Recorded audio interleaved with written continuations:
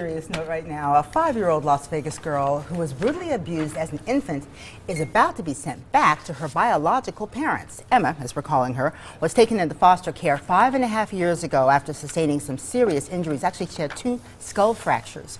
Now the Nevada Supreme Court has ruled the child must be returned to her biological parents because the parents have completed the necessary forms. Emma's foster dad is he's just destroyed, devastated by this. And he wants to adopt the little girl that he has been a father to for so long. You're telling a little girl who's 5.5 that where she has been, the bonds that she's formed over the last 5.5 years, you're telling her those are going to change. Now, on the other hand, this guy, Stephen Dahl, you just saw from the Legal Aid Center of Nevada, supports the biological parents' right to have their child, and he blames the court system for keeping Emma in foster care for so long. This system, first and foremost, is to reunite children with their parents, if possible, even if that takes a while. The Nevada Assembly in Carson City is going to vote on Senate Bill 303 tomorrow. That bill would ask judges to consider how long a child has been in foster care before sending them back to their birth parents. The question, should foster kids be sent back to their biological parents after years have gone by? What do you guys think? And just to clarify too, this father and mother, the foster parents, these are the only parents this child has ever known. She's been with them since she was only a few months old. She doesn't even have a sense of her biological parents. Yeah. What do you think? You've got a personal story. Yeah, this just breaks my heart. Both my daughters are adopted. My wife and I adopted, and they're biological sisters 18 months apart. So during the adoption process, it was private adoption, but there was still that 3-month period where the biological parents could change their mind.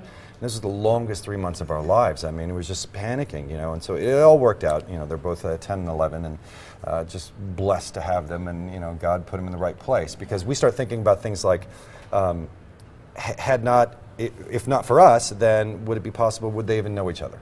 Right. Would they have been in foster care? Right. You know, all these things just go through our head, and then we get to see them every day, and it brings a tear to your eye. So this, I don't know if the court needs to get involved with. I mean, something has to be done, but this child, not once but twice, had brain injuries. Right. Yes. That's why it was taken away from the parents. Right. And we have to understand, I was talking to a foster father who's actually right here in our building. Says, how can I have an opinion when I have no idea how the system even works?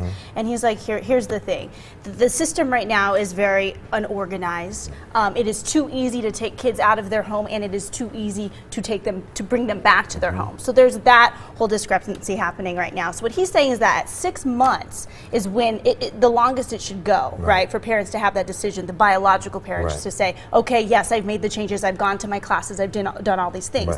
5.5 years have passed for this child. If you sexually abuse a child, or you break their skull, or you cause physical damage, your rights as a parent should be taken away. Yeah. You don't It get a depends on second the chance. situation, You shouldn't but get in a this second case, chance. I think the parents should be able to stay. The foster parents should be able to keep the child. And I am sure that there are some issues where maybe some families say, I can't do it right now, please, for the betterment of the child, take him, but I'm going to get my stuff together and I'll come back. Yeah. So I'm sure that's there too, but after 5.5 years, that baby, that's all she knows. Yeah. And you saw the family. He's obviously fostered more than one child. Right. That's a big heart. I worked with Victoria Rowell, who's on Young and the Restless, when I was on it in LA. In the United States of America, there are over 250,000 children in foster care, and I'm sure that number's gone up. Yeah. 250,000.